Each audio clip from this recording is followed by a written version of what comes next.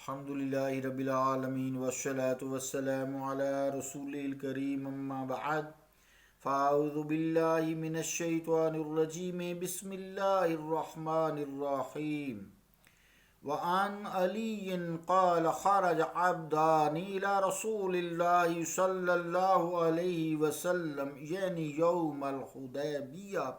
قبل الصلح فكتب إليه مواليهم قالوا يا محمد والله ما خرجوا إليك رغبة في دينك وإنما خرجوا هربا من الرق فقال ناس صدقوا يا رسول الله ردهم إليهم فغضب رسول الله صلى الله عليه وسلم وقال ما أرائكم تنتهون يا معشر القريش حتى يبعث الله عليكم من يضرب رقابكم على هذا وأبى أن يردهم وقال هم أتقاء الله رواہ ابو داود صدق اللہ و صدق رسولہ الکریم۔ عزیزان گرامی قدر، السلام علیکم ورحمۃ اللہ وبرکاتہ۔ حدیث پاک کا ترجمہ یوں ہے کہ روایت ہے حضرت علی کرم اللہ وجہہ سے، فرماتے ہیں دو غلام رسول اللہ صلی اللہ علیہ وسلم کی طرف آئے حدیبیہ کے دن صلح سے پہلے، تو حضور علیہ الصلوۃ والسلام کی خدمت میں ان کے مولاؤں نے لکھا، بولے اے محمد، خدا کی قسم یہ لوگ آپ کے پاس آپ کے دین سے محبت کی وجہ سے نہیں گئے، وہ تو صرف غلامیت سے بھاگنے کے لیے نکلے ہیں۔ تو کچھ لوگ بولے یا رسول اللہ وہ سچے ہیں، حضور انہیں ان کی طرف لوٹا دیں۔ تب رسول اللہ صلی اللہ علیہ وسلم ناراض ہوئے اور فرمایا کہ اے گروہ قریش، تم لوگ باز نہ ہوگے حتیٰ کہ اللہ تعالیٰ تم پر اسے بھیجے جو اس پر تمہاری گردنیں مار دے اور انہیں واپس فرمانے سے انکار کر دے، اور فرمایا کہ یہ اللہ کے آزاد کردہ ہیں۔ ابو داؤد۔ اللہ اور اس کے رسول کا قول سچا ہے۔ حدیث پاک کی تشریح یوں ہے کہ جس دن حضور کریم علیہ الصلوۃ والسلام حدیبیہ کے مقام میں قیام پذیر ہو چکے، تب مشرکین کے غلاموں میں سے دو غلام مسلمان ہو کر رسول کریم علیہ الصلوۃ والسلام کے پاس پہنچ گئے۔ صلح نامہ ابھی نہیں ہوا تھا، لکھا نہیں گیا تھا۔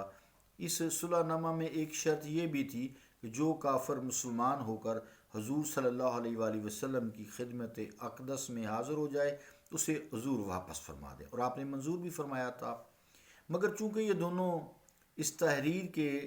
لکھنے سے پہلے آ چکے تھے، اس لیے انہیں واپس نہیں کیا گیا، تو اس لیے اس راوی نے قبل الصلح یعنی صلح سے قبل کی تصریح فرما دی۔ خلاصہ پھر یہ نکلا کہ یہ لوگ دل سے، وہ کہنے لگے ان کے جو آقا تھے، کہ یہ لوگ دل سے مسلمان نہیں ہوئے، صرف یہ ہمارے غلام تھے، ہمارے سے بھاگ نکلے ہیں، اسلام ظاہر کر کے اپنے آپ کو غلامی کی زنجیر سے چھڑانا چاہتے ہیں، دل سے یہ کافر ہی ہیں، لہٰذا آپ ہمیں یا رسول اللہ واپس فرما دیں۔ خیال رہے کہ بعض شارحین نے یہاں غلاموں سے مراد آزاد کردہ غلام ہی لیے ہیں۔ بہرحال یہ دونوں غلام ہی تھے، یعنی بعض صحابہ نے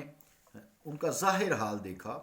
یقیناً یہ خیال یقیناً پیدا ہوتا ہے، ظاہر حال کو دیکھ کر دل کی کیفیت تو پھر اللہ تعالیٰ کا رسول ہی جانتے ہیں نا، کہ اللہ جانتا ہے خود سے، اور رسول کریم صلی اللہ علیہ وسلم اللہ کے وحی کرنے سے جانتے ہیں۔ تو بہرحال انہوں نے، صحابہ نے ظاہری حال دیکھا اور اس تحریر کی جو کفار نے بھیجی تھی تائید کر ڈالی کہ یہ لوگ آزاد ہونے کے لیے آئے ہیں، یہ کافر ہی۔ تو حضور علیہ الصلوۃ والسلام پھر اس بات سے سخت ناراض ہوئے، کیونکہ ان حضرات نے محض اپنے خیال سے حکم شرعی کے خلاف رائے دی، نیز مسلمان ہو جانے والوں پر بلا دلیل شبہ کیا، ان کے اخلاص کا انکار فرمایا، نیز بلا دلیل مشرکوں کی تائید کی۔ ان تینوں وجہوں سے آپ صلی اللہ تعالیٰ علیہ وآلہ وسلم نے اظہار ناراضگی کیا۔ گروہ قریش سے مراد وہی کفار ہیں جنہوں نے یہ تحریر بھیجی تھی۔ حدیث پاک میں جو گروہ قریش ہے نا، یا معاشر القریش، اس سے مراد گروہ قریش ہی ہیں جنہوں نے یہ لکھ کر آپ صلی اللہ علیہ وآلہ وسلم کے پاس بھیجا تھا۔ انہی پر اظہار غضب ہے، دوسرے تشریح یہ ہے، دوسری پہلی وہ ہے، دوسری یہ ہے۔ ظاہر یہ ہے کہ حضور علیہ الصلوۃ والسلام نے یہ فرمان عالی شان ان جو پیغام لائے تھے، پیغامبر تھے، ان کے سامنے فرما دیا تاکہ وہ لوگ جنہوں نے بھیجا ان تک پہنچا دیں۔ یعنی تم خود تو کافر ہو، مسلمانوں کو مرتد کرنے کی کوشش کرتے ہو، تمہاری اس سرکشی کا یہ انجام ہوگا کہ تم پر مسلمانوں کا راج ہوگا، پھر تم کو مسلمان ہونا پڑے گا یا پھر قتل ہونا پڑے گا۔ خیال رہے کہ کفار عرب جو ہے جزیہ نہیں دے سکتے، ان کے لیے صرف تلوار ہے یا دین اسلام کو قبول کرنا ہے۔ لہٰذا اس حدیث پر یہ اعتراض نہیں کہ جیسے کہ رب تعالیٰ فرماتا ہے لا اکراہ فی الدین، کہ دین میں جبر نہیں ہے۔ اس آیت سے کفار عرب یا تو مستثنیٰ ہے، یا چونکہ کفار جو ہے، کفار عرب جو ہے ان کو وطن چھوڑ دینے کی اجازت بھی ہے، وطن چھوڑ سکتے ہیں، اس لیے وہ بھی اس آیت میں داخل نہیں ہے لا اکراہ فی الدین کے حساب سے۔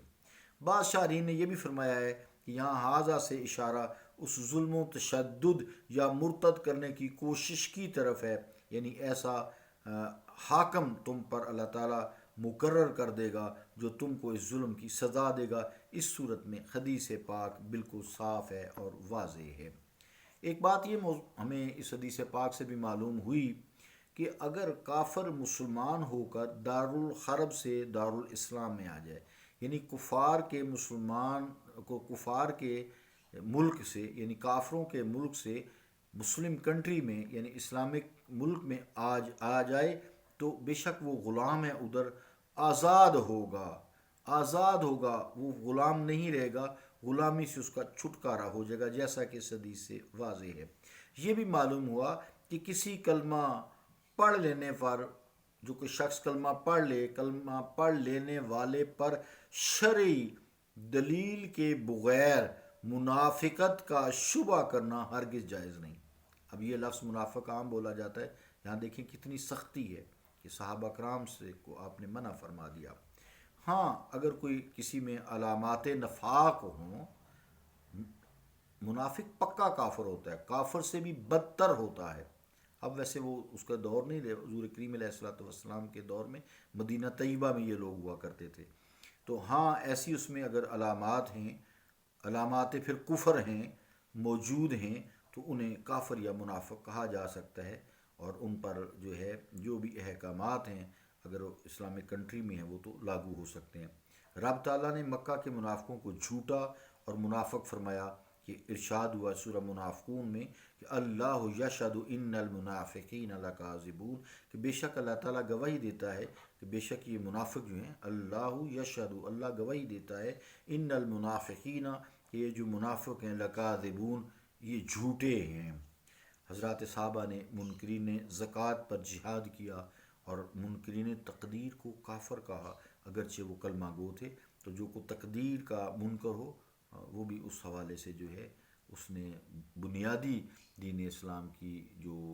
جز ہے اس کا انکار کیا ہے، یقیناً وہ پھر کافر ہی ہوتا ہے۔ پھر اس کو سمجھایا جائے بھئی اگر تمہیں علم نہیں ہے تو یہ سمجھو، اگر تمہیں علم ہے تو مسلمان ہو، تو یہ جو تقدیر کا انکار ہے یہ درست نہیں ہے۔ اللہ رب العالمین ہمیں دین کو سمجھنے اور اس پر عمل کرنے کی توفیق عطا فرمائے۔ صلی اللہ تعالی علی رسول خیر خلقہ محمد وعلی آلہ واصحابہ اجمعین برحمتک یا ارحم الراحمین۔